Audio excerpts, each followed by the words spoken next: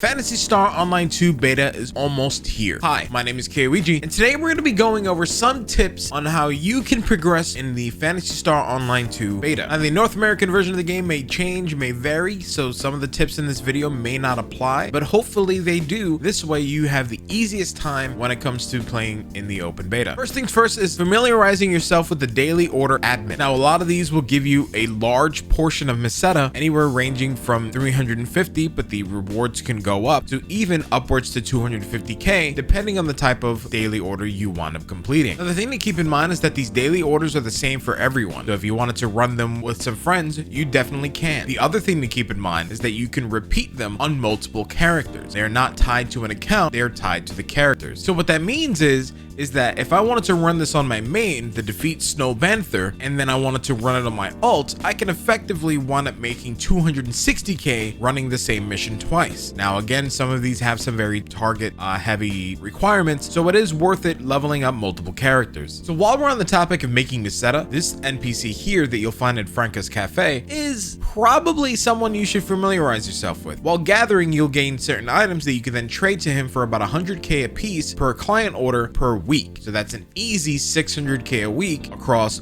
multiple characters. So if you only have 3 characters, that's 1.8 mil that you can then trade in at this NPC. It is very important to keep in mind that these client orders will reset 7 days after you complete them, not for 7 days after the moment you accept them. So between your daily client orders as well as this NPC, anywhere given a point a week, you can probably wind up making about 1 million to 3 million Meseta easy just on client orders per week if you wind up making multiple characters. Assuming that nothing changes from the Japanese version of the game to the North American version of the game, you'll get weekly ARCs missions that you'll be able to complete that'll also grant you Meseta. Now, the values of these change every so often, if I'm not mistaken, which I very well could be, but here alone you can wind up making 2 million Mesetas just off of your weekly missions. So if you wind up completing these across multiple characters, again, you're looking at a lot of in-game money that you can create and collect per week. Now that we got Meseta making out of the way, one thing that I kind of want to go over really quick is gathering. Now, there are 2 different types of gathering. There is harvesting and then there is fishing. As you level up your gathering and harvesting,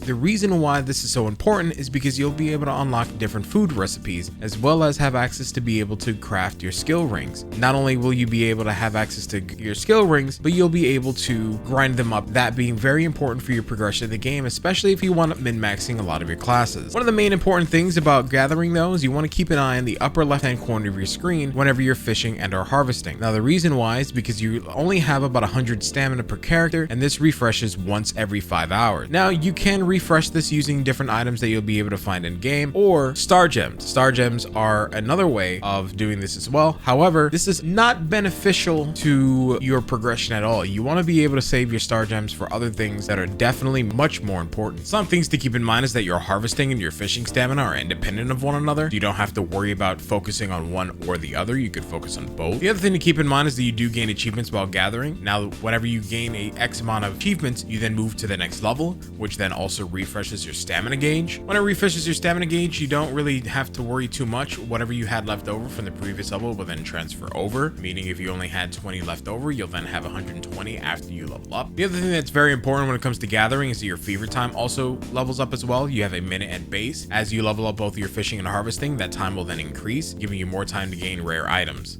Now, the last little bit of information that I want to talk to you about is titles. Titles are very important because not only do you gain the sense of accomplishment when certain people see certain hard to gain titles above your head, however, they also give you items that you'll need towards your progression. For example, in the Japanese version of the game, 2 of the strongest weapons, which is the Liberate weapon and the Lightstream weapons, are only available through the circular Amphrite stones and the Liberate unlockers, which are acquired at 1200 and 1300 titles respectively. Now, that may be subject to change because certain titles we won't be able to gain anymore simply because they're either not available or the items are no longer in the North American version of the game. So you'll see a lot of these things change. But one other very important part is gaining every class to at least level 75. Assuming that this doesn't change as well, getting every class to at least 75 will then give you bonus stats such as HP, R attack, and S defense if you level up Hunter. Now, assuming that leveling every class to 75 does gain these stats, it may be subject to change in the North American version. The only 3 classes that do not give you bonus stats are Twal, Phantom, and Hero, which are the Scion, Successor, Advanced classes, depending on the terminology you want to use, that are available in the game. Now, another thing to keep in mind is that there is a weapon library. A weapon library, depending on how many times you register certain items to that, which is just by picking them up, luckily enough. You also gain 2.5% main class damage bonuses that will then tie not only to your main character, but it'll also tie to every other character that you have as well. You don't have to worry too much about multiple characters. Your titles that you wind up obtaining are account bound. If let's say you unlock one title on your main, you don't have to unlock it again on your alts. And that is definitely a plus that this game will then give you. So you don't have to worry about doing certain things twice over, especially some of the hard to achieve titles. Now, I think that's all for this video. I'm probably going to go ahead and start gambling my life away while I wait for the North American version of the game to release. But with that being said, thank you guys again for clicking another one of my videos. During the entirety of the North American beta, I will be live pretty much every single day